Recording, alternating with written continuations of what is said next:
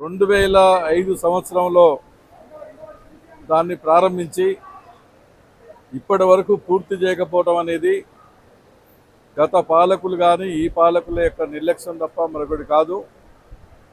ఇవాళ కొత్తగూడెం జిల్లాకు సంబంధించినటువంటి ఈ ఆయకట్టులో ఉన్నటువంటి ఆయకట్టుకు నీళ్ళు అందకుండా మూడోసారి డిజైన్ మార్చి ఈ జిల్లాకు నష్టం జరిగే విధంగా తీసుకెళ్లాలనేటువంటి ప్రయత్నం చేస్తూ ఉన్నారు.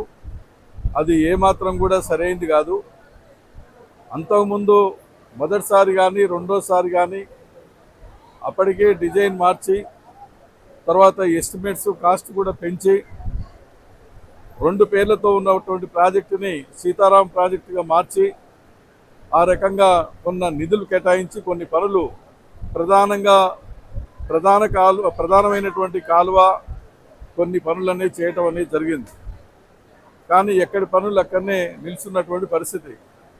అందుకనే ఇవాళ ఈ జిల్లాకు సంబంధించినటువంటి రైతాంగం ప్రజలు కోరుకునేది ఏంటంటే గతంలో తీసుకున్నటువంటి డిజైన్ ప్రకారంగానే ఈ జిల్లాకు ముందు న్యాయం జరగాలి. ఈ జిల్లాకు నీళ్ళు లేకుండా కిందికి తీసుకెళ్లటం అనేది అన్యాయమైనటువంటి విషయం అని చెప్పేసి ఈ జిల్లా రైతాంగం ప్రజలందరూ కూడా కోరుతూ ఉన్నారు.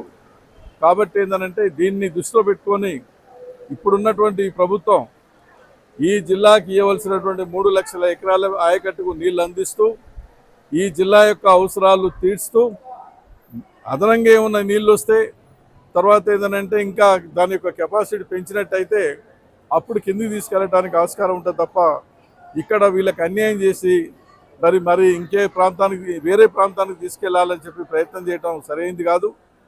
రెండోది, ఈ ప్రాజెక్ట్ అనేది ఓ రకంగా చెప్పాలంటే చాలా మంచి ప్రాజెక్ట్ ఇది. ఇలా కాళేశ్వరం ప్రాజెక్టు కంటే కూడా మంచి ప్రాజెక్ట్ ఇది. ఎప్పుడూ కూడా నీళ్లు అక్కడ పుష్కలంగా ఉండేటువంటి పరిస్థితి అనేది ఉంటుంది. అందుకని ఈ ప్రాజెక్టుని ఎప్పుడో టేకప్ చేయాలి. కొన్ని దశాబ్దాలు అవుతున్నా మరి దీన్ని పట్టించుకోకపోవటం, ప్రారంభించిన తర్వాత కూడా నిర్లక్ష్యంగా వ్యవహరించడం అనేది మరి జిల్లా ప్రజలకు ఈ ప్రాంత ప్రజలకు అన్యాయం చేస్తున్నటువంటి విషయం. దీంతో పాటు ఏంటంటే 2-3 రిజర్వాయర్లు కూడా తీసుకోవాలి. ఒక్క రిజర్వాయర్ కూడా పెట్టలే. రిజర్వాయర్లు 2-3 తీసుకున్నట్టయితే నీళ్లు లేనటువంటి టైంలో ఆ రిజర్వాయర్ల నుంచి కూడా నీళ్లు తీసుకొని వాడుకోవటానికి కూడా అవకాశం ఉంటుంది. కాబట్టి ఈ సంవత్సరం బడ్జెట్ కూడా 600 నుంచి 800 కోట్లు కేటాయించినట్టుగా తెలుస్తూ ఉన్నది. బడ్జెట్ కేటాయిస్తారు కానీ ఆ కేటాయించిన బడ్జెట్ కూడా మరి పూర్తిగా అందించేటువంటి పరిస్థితి కనిపించడం లేదు. పేరుకే చూపిస్తున్నారు పేపర్ మీద బడ్జెట్లో, కానీ ఏంటంటే ఆచరణలో మాత్రం నిధులు కేటాయించడం లేదు. కాబట్టి ఈ ప్రాజెక్టుకు అవసరం ఉన్నటువంటి నిధులు యుద్ధ ప్రాతిపదికన కేటాయించి ఈ జిల్లా ప్రజలు కోరుతున్నటువంటి ప్రకారంగా ఆ మొదటి ప్లాన్ కానీ రెండో ప్లాన్ ప్రకారంగానే ఈ ప్రాజెక్టును పూర్తి చేయాలి. భూసేకరణకు కావలసినటువంటి నిధులు కూడా కేటాయించాలి. Main canal 80-90% పూర్తయిందన్నారు. దాంతోపాటు మిగతా కెనాల్స్ కానీ తర్వాత మిగతా పనులు కూడా పూర్తి చేయాలి. ఆ రకమైనటువంటి పద్ధతిలో ఈ ప్రాజెక్టుని పూర్తి చేసి ముఖ్యంగా ఈ జిల్లా రైతాంగానికి ప్రజలకు నీళ్ళు అందించాలని చెప్పి ఇలా సిపిఎం పార్టీ మరి కొత్తగూడెంలో పెద్ద ఎత్తున రైతులతోటి ప్రజలతో ర్యాలీ జరిపి ఈ సదస్సు జరపడం అనేది జరుగుతుంది.